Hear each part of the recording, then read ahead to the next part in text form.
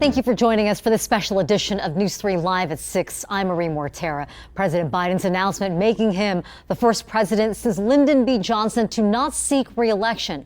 Biden's final days on the campaign trail were right here in Las Vegas as he rallied support from two crucial voting blocs, the Black and Latino communities.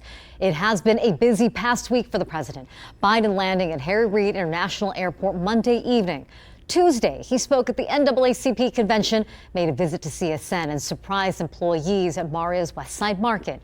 Wednesday, he met voters at popular Mexican restaurant Lindo Michoacan and was set to speak at a luncheon at the Unidos conference until he tested positive for COVID-19. Today, his re-election campaign comes to an end with Biden announcing he will not seek a second term. He'll address the nation, he says, later this week. Biden had been facing a weeks-long pressure campaign from fellow Democrats that began in earnest following his much-criticized debate performance in late June. Soon after announcing his decision, Biden officially endorsed Vice President Kamala Harris for president. NBC's Alice Barr has the details from Washington.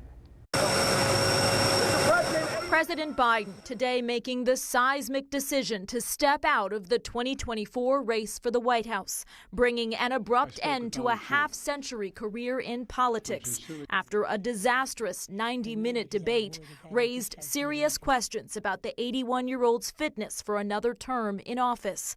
In a statement posted on X, the president writing, quote, "It has been the greatest honor of my life to serve as your president, and while it has been my intention to seek re-election, I believe it is in the best interest of my party and the country for me to stand down and to focus solely on fulfilling my duties as president for the remainder of my term." Mr. Biden then endorsed his Vice President Kamala Harris for the nomination as the party scrambles to change course before next month's Democratic National Convention with just 4 months until the November election. One of the president's closest allies, Senator Chris Coons, reacting. He has always put our country first.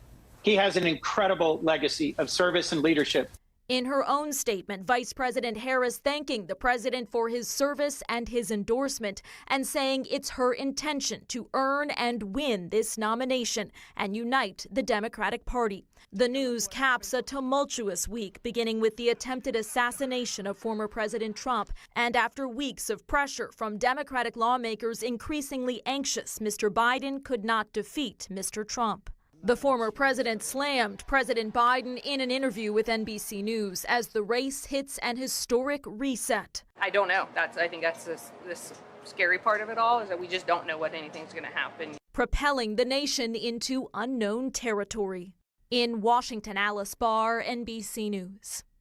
Democrats will now need to coalesce around one candidate. The party had planned to hold an early vote to officially nominate President Biden. Those plans now upended. The chair of the Democratic National Committee became emotional when speaking about Biden dropping out of the presidential race. I think about the transformational things we have seen over the course of these past 3.5 years, from the investment into our climate, fighting against the climate crisis, helping those burdened by student loans, bringing down the cost of prescription drugs. It has been transformational as it relates to what he has done and what he has accomplished. Because I am still riding with Biden. I still support my president. And we will get through this, my friends, as we always do. Now to the question of how the new candidate is picked. A virtual vote could still take place, or Democrats could wait until the August convention. Delegates could reach a majority during the early vote deciding the new nominee. If they don't reach a majority, it would pave the way for a wide open convention.